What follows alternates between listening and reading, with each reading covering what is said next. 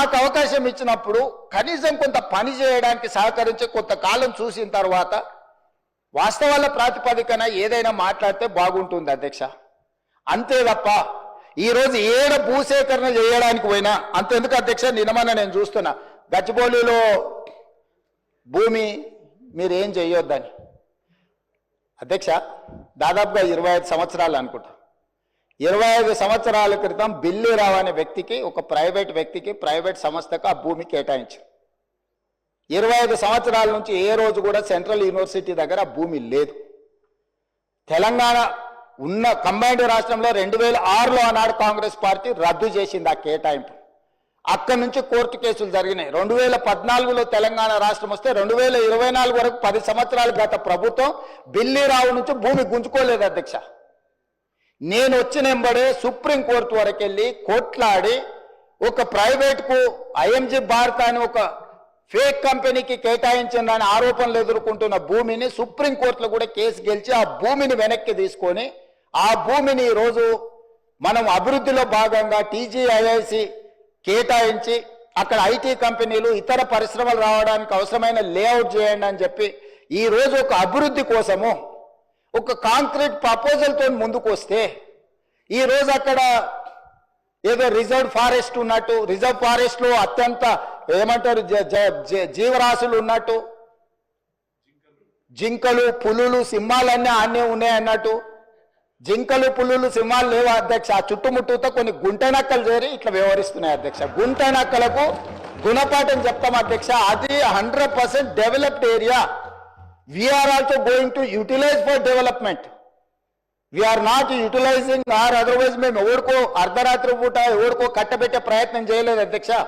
Perfect development చేసి open auction ద్వారా అంతర్జాతీయ స్థాయి సంస్థల్ని పెట్టుబడులు పెట్టడానికి భూమిని తెలంగాణ ఇండస్ట్రియల్ ఇన్ఫ్రాస్ట్రక్చర్ కార్పొరేషన్ ద్వారా ఆ పెట్టుబడులను ఆకర్షించడం కోసం ఈరోజు ఒక ప్రణాళికబద్ధమైన డెవలప్మెంట్ చేయడానికి మేము ముందుకు వస్తే ఇవాళ దాన్ని అడ్డుకునే ప్రయత్నం చేస్తున్నారు అధ్యక్ష.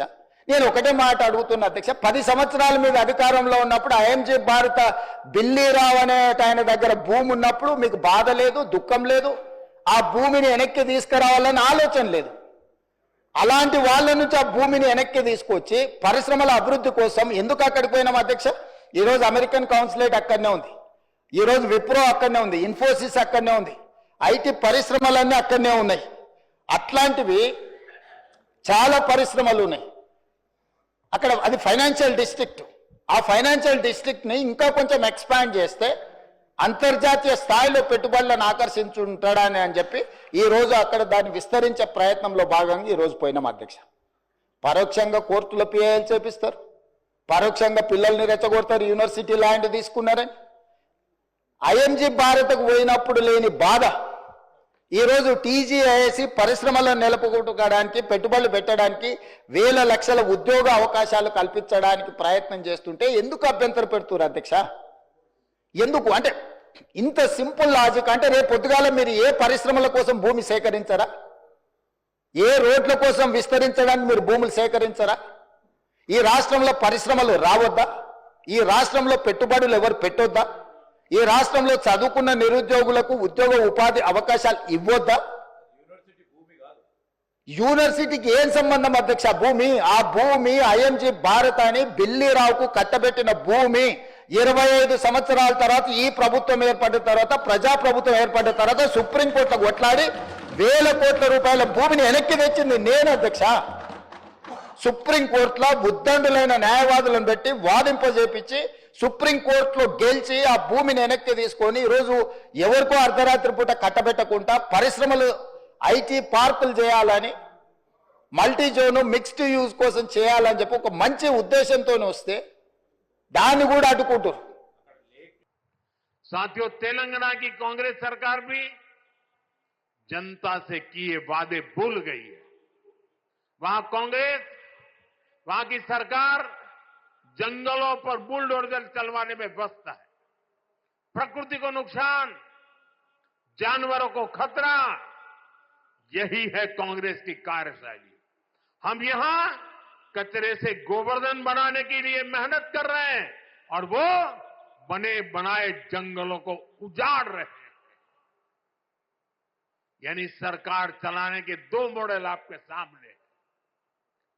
एक तरफ कांग्रेस का मॉडल है जो पूरी तरह झूठ साबित हो चुका है, जिसमें सिर्फ कश्मीर कुर्सी के बारे में सोचा जाता है।